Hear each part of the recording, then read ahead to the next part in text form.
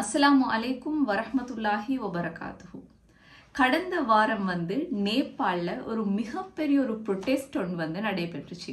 அதாவது அந்த ப்ரொட்டெஸ்ட்டுக்கு ஜென்ஸி அப்படின்னு பேர் சொல்லி அழைக்கப்பட்ட ஒரு ப்ரொட்டெஸ்ட் ஒன்று. ஸ்ரீலங்காவில் எப்படி ஒரு அரகலை நடந்துச்சோ, அந்த அரகலை சிச்சுவேஷன் எப்படி இருந்துச்சோ அதை விட மிகவும் மோசமான நிலைமையில தான் அந்த ஜென்ஸி ப்ரொட்டெஸ்ட் இருந்துச்சு. ஸோ இந்த ப்ரொட்டெஸ்ட் ஏன் நடந்துச்சு, இதோட ரீசன் என்ன அப்படிங்கிறத நம்ம பார்த்தோம் அப்படின்னு சொன்னால், நேபாளை பொறுத்தவரையில் ஹிந்து மதத்தை பின்பற்றக்கூடிய ஒரு நாடு தான் நேபாள்.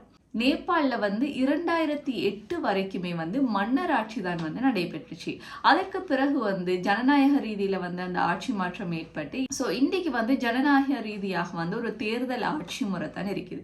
ஸோ இந்த நேபாள் 3 கோடி மக்கள் தொகை கொண்ட ஒரு நாடு. இந்த நாட்டில் மிகப்பெரிய ஒரு பிரச்சனை என்ன அப்படின்னு சொன்னால், அதிகமான சமூக வலைத்தளங்களை பாவிக்கக்கூடியவங்க இருக்கக்கூடிய ஒரு நாடு தான் நேபாள். இந்த 3 கோடி மக்கள்ல 1,40,00,000 மக்கள் அதிகமாக சமூக வலைத்தளங்கள்ல யூஸ் பண்ணக்கூடியவங்களா இருக்கிறாங்க.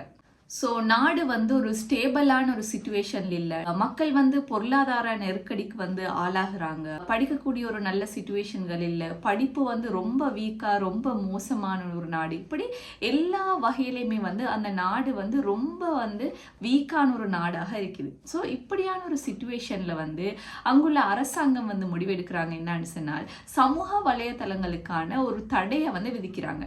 ஸோ கிட்டத்தட்ட 26 ஆப்ஸ், அதாவது ஃபேஸ்புக், வாட்ஸ்அப், இன்ஸ்டாகிராம், டிக்டாக், இந்த மாதிரி 26 சமூக வலைத்தளங்களுக்கான தடை நேபாளில் விதிக்கப்படுது. இந்த சம்பவம் 4ஆம் தேதி நடைபெறுது. 4ஆம் தேதி என்ன செய்யறாங்கன்னு சொன்னால், 26 சமூக வலைத்தளங்களுக்கு தடை விதிக்கிறாங்க. அதுலேயும் கவர்மெண்ட் என்ன அறிவிக்கிறாங்க அப்படின்னு சொன்னால், நீங்க கவர்மெண்ட்ல பதிவு செய்யணும். பதிவு செஞ்சா தான் அதுக்கான அனுமதிகள் கிடைக்கும் அப்படின்னு சொன்னேன்னு ஒரு 4 சமூக வலைத்தளங்கள் பதிவு செய்யறாங்க. மற்ற எல்லாமே அப்படியே இருந்துடுறாங்க. ஸோ இது நாடு முழுக்க கொந்தளிக்கிறாங்க. சோஷியல் மீடியா ஆப்ஸ் எல்லாத்துக்குமே ஒரு தடை விதிச்சா மனிதர்களுக்கு கஷ்டம் தான். ஏன்டா அதிகமானவங்க வேலை செய்யறது, இப்போ மோஸ்ட்லி என்னது ஐடி துறைகள் எல்லாமே ஒர்க்ஸ் கூட தானே. ஸோ சோஷியல் மீடியாவை யூஸ் பண்றவங்களும் கூட இருப்பாங்க. நிறைய பேருடைய வியாபாரங்கள் எல்லாமே சோஷியல் மீடியா ஒட்டி தான் இருக்குது. நிறைய விஷயங்கள் நடக்குது. நிறைய படிப்புக்கு யூஸ் பண்றாங்க, வியாபாரத்துக்கு யூஸ் பண்றாங்க, இன்னுமுள்ள தேவைகளுக்கு, நல்ல தொடர்பாடல்களுக்கு யூஸ் பண்றாங்க. சோ இதனால மக்கள் கொந்தளிக்கிறாங்க, மக்கள் ரோட்டுக்கு வராங்க. இதுதான் இங்க நடக்குது. சோ அது நடந்து 2 நாளையில இன்னொரு சம்பவம் நடக்குது. என்ன அப்படின்னு சொன்னால், ராம் பகதூர் அப்படிங்கிற ஒரு அமைச்சர் அவருடைய வண்டியில ஒரு வேலை விஷயமாக அவருடைய வண்டியில போய் கொண்டிருக்கிறாரு. அந்த சந்தர்ப்பத்துல ஒரு பாடசாலை மாணவி அதை கடந்து போகும்போது ஆக்சிடென்ட் ஆகுது. சோ ஆக்சிடென்ட் ஆவினொன்னே அவர் என்ன செய்யறாரு, அதை பொருட்படுத்தாம அப்படியே போயிடுறாரு. சோ சரியாக ஒரு மனிதநேயம் உள்ள ஒரு மனிதராக இருந்தால் அதை பார்க்கணும், அதுக்கான ஆக்ஷன் எடுக்கணும், ஏதோ ஒரு விஷயம் செஞ்சிருக்கணும். பட் இதை கவர்மெண்ட் செய்தியாக கொண்டு வராங்க. அது ஒரு பெரிய ஒரு மேட்டர் இல்லை, நார்மலான ஒரு விஷயமா அதை முடிச்சிடுறாங்க. ஸோ இதையும் ஒட்டி அந்த ப்ரொட்டெஸ்ட் இன்னும் தீவிரம் அடையுது. ஸோ அங்க நிறைய கலவரம் நடக்குது. பிரதமரை அடிக்கிறாங்க, துரத்துறாங்க, அவங்களோட பில்டிங்ஸ் எல்லாம் தீ வச்சு எரிக்கிறாங்க. அங்க நிறைய சேதங்கள் நடக்குது. அந்த நாட்டுல முழுமையாக மக்கள் ரோட்டுக்கு இறங்குறாங்க.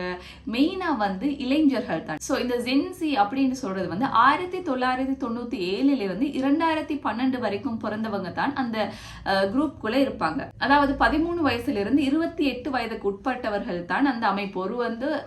ஒரு யங் ஜெனரேஷன், ஒரு இளமையான ஒரு குழுக்கள் கொண்ட ஒரு அமைப்பு. ஸோ இதை தாண்டி அந்த ஏஜ்குள்ளவங்க மட்டுமே இந்த ப்ரொட்டெஸ்ட்ல பங்கு கொள்ளல, அதை விட வயசு கூடினவங்க இருக்கிறாங்க. பட் மெயினா இதை நின்று நடத்தினது இந்த ஜென்ஸின்ற ஒரு யங் ஜெனரேஷன் கொண்ட ஒரு அமைப்பு தான் இதை நடத்துறாங்க. ஸோ இதை தொடர்ந்து அங்குள்ள பிரைம் மினிஸ்டர் ராஜினாமா செய்யறாரு. பிரதமருடைய மனைவி அவங்க நடத்தக்கூடிய அந்த ஸ்கூல் சேதமாக்கப்படுது, அவங்களோட ஆஃபீஸ் சேதமாக்கப்படுது. இப்படி நிறைய சேதங்கள் நேபாளில் நடக்குது. ஸோ இந்த சம்பவம் தான் இந்த ஜென்ஸி ப்ரொட்டெஸ்ட் அப்படின்னு சொல்லப்படுது.